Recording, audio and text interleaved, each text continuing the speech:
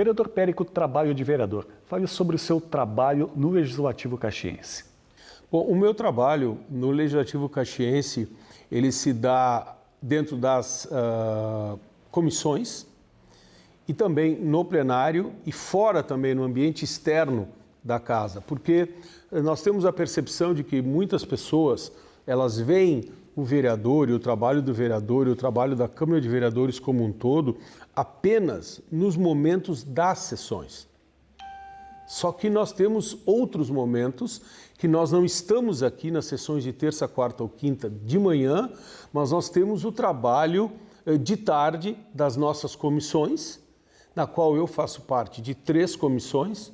Eu sou hoje, atualmente, eu sou o vice-presidente da casa, faço parte da mesa, então nós temos reuniões também da mesa diretora da casa, porque a mesa diretora da casa, ela é a mesa da administração da casa. E não se ganha mais nada por isso. Nós estamos aqui ajudando a administrar a casa com todos os servidores, com a TV Câmara e com toda a manutenção dessa casa. Além disso, então, temos o trabalho nas 3 comissões. Eu sou presidente, atualmente sou presidente da Comissão de Educação, Cultura, Lazer, Turismo, Esporte e Inovação. E também faço parte da Comissão de Constituição e Justiça e da Comissão de Desenvolvimento Econômico. Porque, como eu disse, as pessoas dizem, poxa, mas ficam lá só falando. Não, na verdade o nosso trabalho ele é muito maior do que o momento da sessão. A sessão é um momento de votação e é um momento também político, de debate, de discussão política. Esse é o momento da sessão. Mas fora da sessão, nós temos um trabalho de vereador dentro das comissões, que o debate ele não é um debate político-partidário. Ele é um debate em prol, é óbvio, daqueles projetos que são encaminhados pelos vereadores e também pelo Executivo.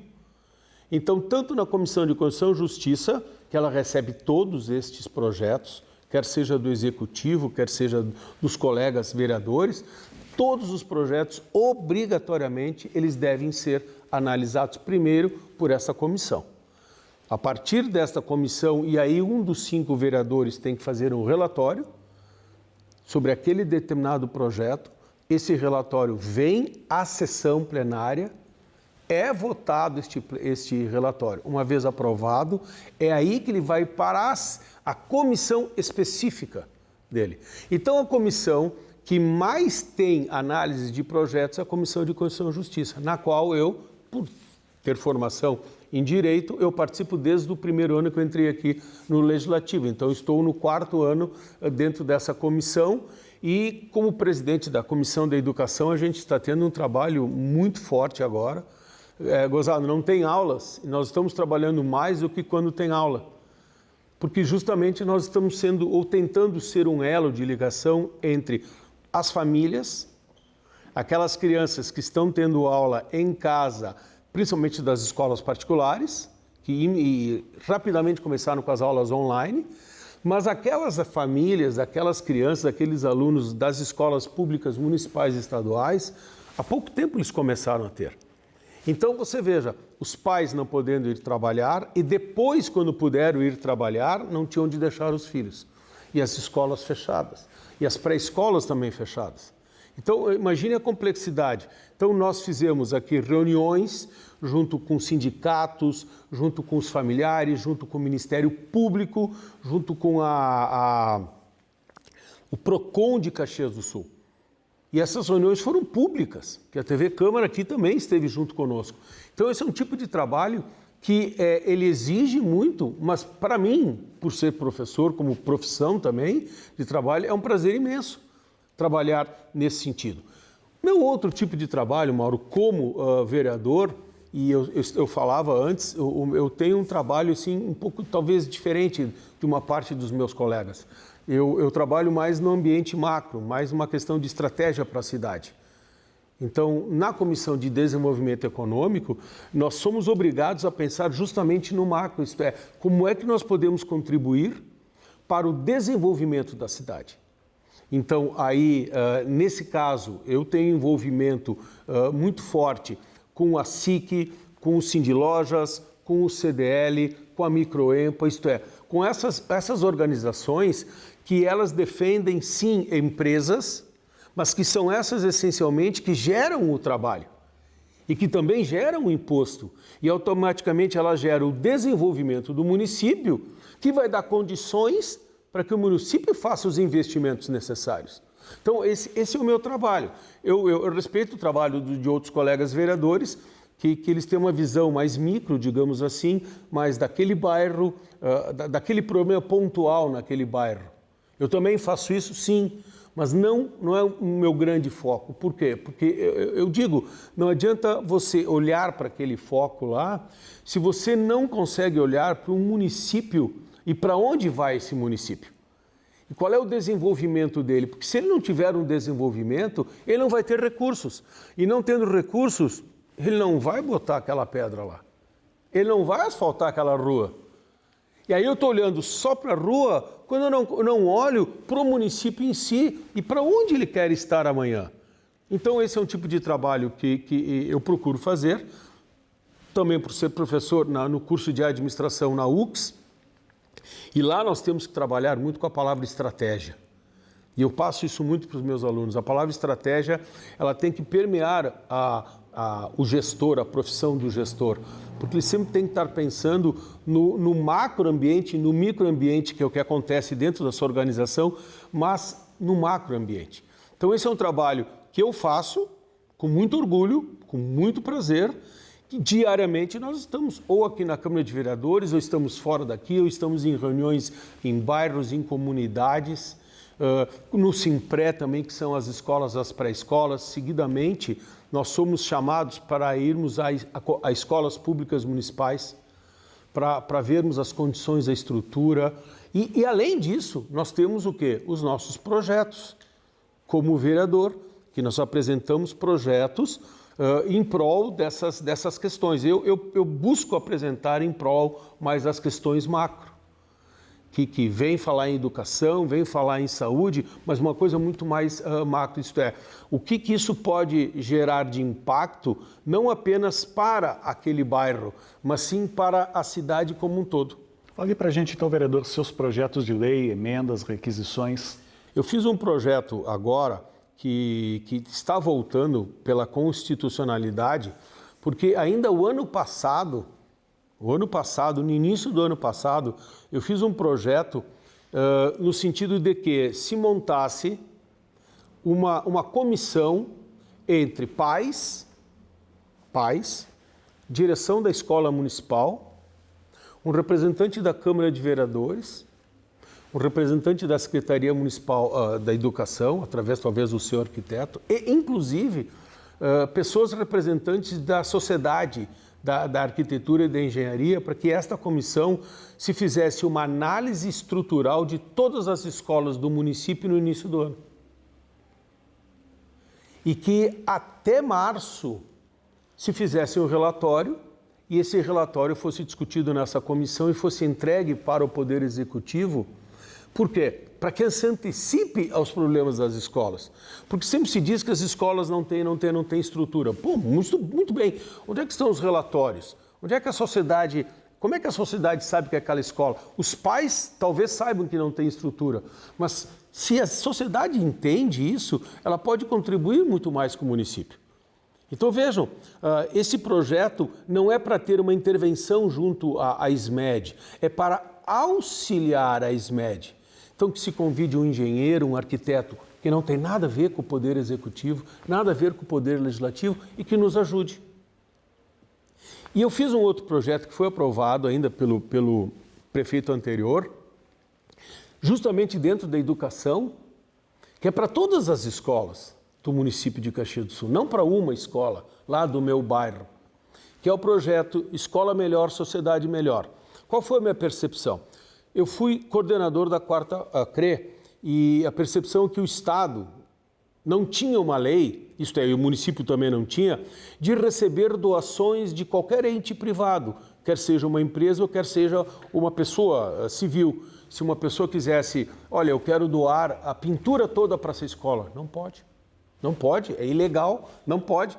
E o Estado tinha isso. Na época eu me lembro que eu coloquei na época, para o então governador Sartori, esse problema que a gente percebia aqui, né? E eu disse, nós temos que fazer alguma coisa. Ele encaminhou um projeto de lei para a Assembleia Legislativa que foi aprovado, permitindo que entidades privadas, com CNPJ e pessoas físicas pudessem também doar.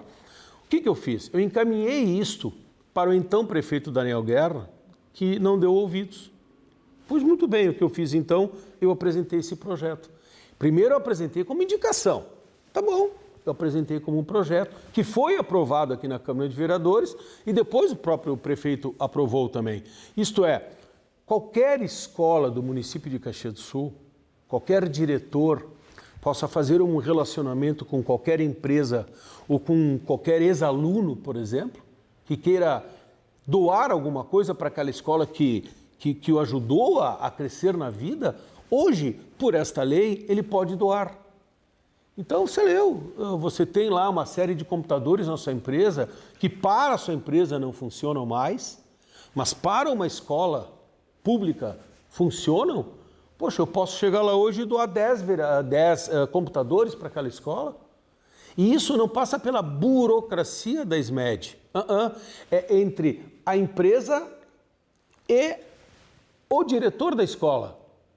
E por quê? Porque se cair dentro da burocracia do poder público, esquece. Esses alunos vão ver esse computador daqui a 2 anos. Então, isso fez com que a própria entidade, a própria sociedade civil, ela também estivesse cada vez mais próxima das escolas. O meu sonho é que as escolas fossem e deveriam ser o centro do bairro.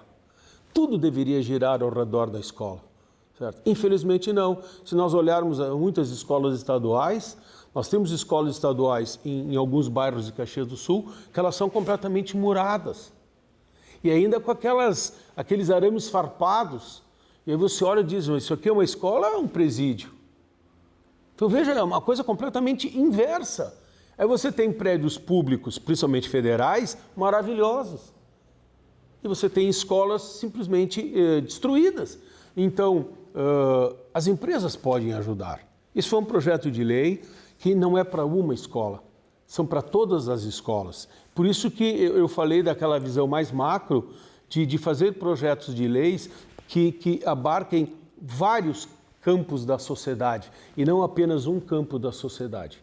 Certo? Então, esses foram 2 especificamente da saúde, da educação. Eu fiz um também de uma exigência de que todo pai, quando tem um filho recém-nascido, ele na UBS seja feito uma pequena pesquisa com este pai, porque até 2 anos é obrigatório. Até 2 anos tinha que ser, tinha, porque virou inconstitucional, porque geraria mais trabalho para um servidor público, com todo o respeito. Me desculpem, mas fazer o quê? Certo? Era pegar uma folha com criança até 2 anos. Por quê? E com essas perguntas que lá na UBS fizesse ao familiar, para detectar, porque isto é uma pesquisa internacional, para detectar se aquela criança tinha algum espectro autista. Se você descobre antes dos 2 anos que ela tem alguma característica, você já pode começar a trabalhar com essa criança antes da idade escolar. Então veja, qual era o grande trabalho? Fazer uma pesquisa. É inconstitucional, porque gerará trabalho para o servidor público. Então, tem coisas que não têm lógica. E eu achei um projeto muito interessante. Outras cidades do Brasil também fizeram esse projeto e lá foram aprovados. E foram colegas meus de outras cidades, nós conversando, e eu disse, eu vou melhorar um pouco esse projeto e vou apresentar aqui em Caxias do Sul, porque aqui em Caxias do Sul tem um núcleo muito forte da questão do autismo e eles também vieram juntos conosco nesse projeto, porque nós temos que trabalhar na prevenção. Se fala, vamos abrir UBSs. Muito bem, mas se nós trabalharmos na prevenção, isso vai estourar menos problemas lá na frente. Então, esta é uma visão macro. A micro é abrir o UBS, mas como é que a gente pode evitar de que não se tenha tantas UBSs, mas também não se tenha tantas pessoas doentes? Então, esse é o meu tipo de trabalho, Mauro, de pensar dessa forma. Vereador, falando também em saúde, o senhor já esteve em Brasília em busca de recursos e não apenas em saúde, mas também já viajou como vereador para o exterior. Fale para a gente sobre os objetivos dessas viagens. Bom, para o exterior eu fui com verbas minhas próprias, recursos próprios, não ganhei diária, não ganhei absolutamente nada da Câmara de Vereadores, porque às vezes você vai para fora, as pessoas ficam dizendo que só se está viajando para ganhar diária. E eu fui com as minhas despesas e fui a Milão e fiz lá, contatei daqui e fui recebido lá pelo secretário de Desenvolvimento Econômico da região da Lombardia, que é uma pessoa que conhece muito o Brasil, que conhece Caxias do Sul, que junto com o Sebrae, eles montaram toda a planificação dos APLs no Brasil. Tanto é que quando eu entrei na sala dele, tinha um mapa do Brasil na sala dele.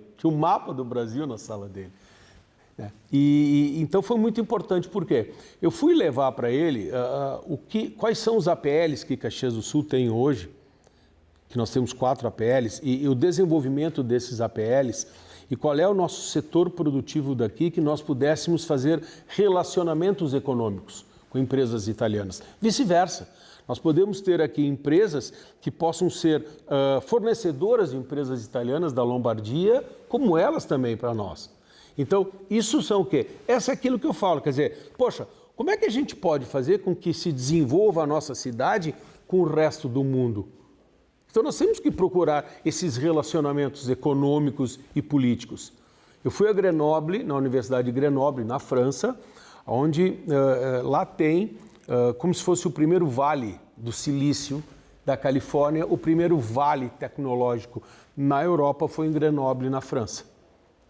Por quê? Porque aqui a UX já estava pensando nisso, né, no TecnoUX, então eu fui lá falar com os professores, colegas lá da academia, como é que eles começaram, como é que surgiu todo aquele núcleo, e tudo surge da academia, que aí vira a chamada tríplice hélice, que hoje já são 4 hélices, que é a academia, que é a sociedade civil instituída, que é a economia, que é a indústria, certo? E a economia em si, as empresas, e que é o poder executivo.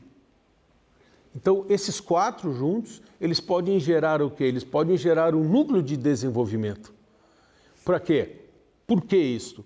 Porque Caxias do Sul tem que pensar lá na frente que talvez a gente tenha que mudar um pouco o rol das nossas empresas e a nossa matriz econômica. Nós não podemos ficar somente nessa questão do metal mecânico.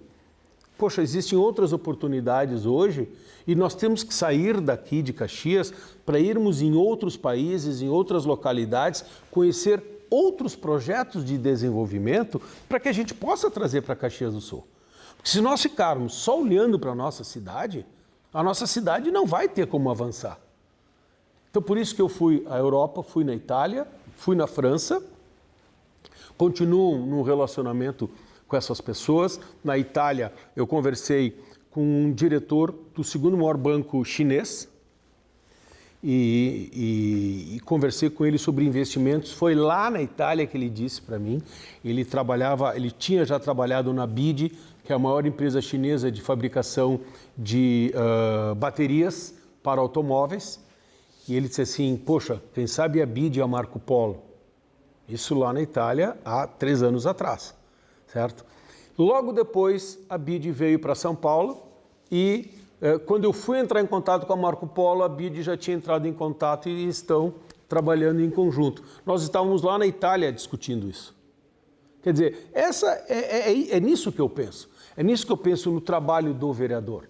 Além dos projetos, dos processos, de receber a comunidade. Hoje eu recebi aqui na entrada da Câmara 3 empresários do setor do plástico. Quer dizer, a gente recebe essas pessoas e faz os projetos. Mas no meu modo de entender, nós temos que ir além desta visão ainda assim muito olhando só para Caxias do Sul. Porque se olharmos só para Caxias, nós seremos esquecidos pelo mercado. E nós seremos o quê? O grande medo é que a gente possa se tornar uma nova Detroit. Detroit foi uma cidade de 1,5 milhão de habitantes. Quando deu a crise da indústria automobilística, metalmecânica, essa cidade simplesmente chegou a ter 500 mil habitantes. Quer dizer, ela era uma Porto Alegre, em poucos anos ela virou uma Caxias do Sul. Nós não podemos ser uma Caxias do Sul, em poucos anos, virarmos uma cidade com 200 mil habitantes. O que nós vamos ter aí? Nós vamos ter mais problemas nos bairros, vamos ter mais desemprego, mais violência, mais drogadição. Então, para que essas pessoas possam ter atividade profissional, trabalho, uma residência, a gente tem que fazer com que a cidade avance. E para avançar, você não precisa trazer grandes empresas para cá. Por isso que eu falo do novo modelo econômico, de uma nova matriz econômica. Você pode aqui transformar a nossa cidade num grande polo, por exemplo, de inteligência, num grande polo de tecnologia. E não um polo de máquina pesada, que nós já temos, mas de tecnologia. Você traz empresas ecologicamente mais corretas, você traz profissionais mais capacitados e com salários mais altos. Quer dizer, isso é mais economia que gira dentro da cidade. Você polui menos e você não ocupa tanto uma área geográfica do município. Então, é nisso que eu penso muito. A partir daí, eu estou gerando mais emprego e eu estou gerando mais desenvolvimento. Eu não, a cidade está gerando mais. E em Brasília, eu fui 2 vezes a Brasília e numa das vezes, a primeira vez, nós fomos no Ministério da Saúde, falamos com o segundo homem, digamos assim, né, do que era o secretário Gabardo, o ministro na época era o Mandetta, e nós fomos lá falar com o Gabardo, que é gaúcho, e fomos lá pedir o quê? Nós fomos lá pedir apoio para o Hospital Geral. Isso já faz 2 anos. Pedindo que, por favor, está ali a caixa do Hospital Geral e nós precisamos de dinheiro para o Hospital Geral. E para terminarmos todo o Hospital Geral é 20 milhões. Ele disse bem assim, o Ministério não tem dinheiro para obra. Mas se vocês terminarem a obra, o Ministério tem, aí sim, verbas para equipamento. Então nós temos que terminar aquela obra. E a gente não consegue terminar aquela obra, certo? Então o município deu agora 1,5 milhão, mas é muito pouco. Nós precisamos de uns 7 milhões para terminar a obra toda, ou 10 milhões, e a partir daí ia ao Ministério e dizer, Ministério, por favor, agora vocês nos ajudem. Então eu fui ao Ministério, fui à Anatel. Lá na Anatel nós falamos com o engenheiro responsável por essa questão a nossa preocupação era a questão da telefonia e a internet no interior de Caxias do Sul. Por quê? Porque veja as contradições. Vem uma lei que obriga o agricultor a emitir a nota eletrônica. Aí ele tem que emitir a nota eletrônica. Ele está lá em Santa Lúcia do Piauí. Está lá em Vila Oliva e lá não pega internet. Como é que ele emite a nota eletrônica se ele não tem acesso àquela tecnologia? Então nós fomos lá na Anatel colocar isso para eles, da necessidade. Eu apresentei um mapa de Caxias do Sul, de todas as nossas regiões, a nossa região não do centro, mas onde realmente nós precisávamos. Ele entrou num software da Anatel ali na hora ali e ele mostrou para nós, olha, coincidentemente, essas regiões que vocês estão mostrando já foram catalogadas e já estão neste mapeamento de mais de 3 mil localidades no Brasil, que 1 milhão a gente bota uma antena, 1 milhão a gente bota uma antena. Só que o Congresso Nacional ele tem que aprovar uma nova lei que altere a lei da telefonia fixa no interior.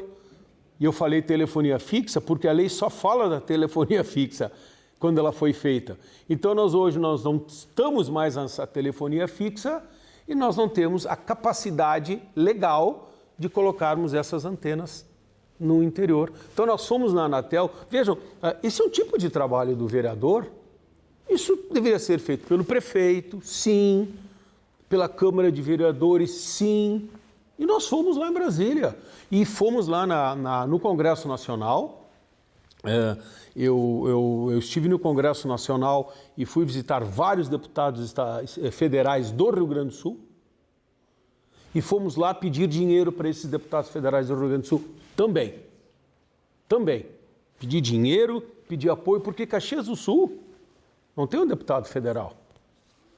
A nossa região, que compreende 1 milhão de pessoas, que é a região da Serra Gaúcha, não tem nenhum deputado federal. Nenhum. E cada deputado federal, ele tem por ano, através de uma emenda impositiva, um valor de 15 milhões de reais. Para ele, e 50% por lei, tem que botar na saúde. Quer dizer, ele pode distribuir os 15 milhões para onde ele quiser. Nós não temos nenhum deputado federal.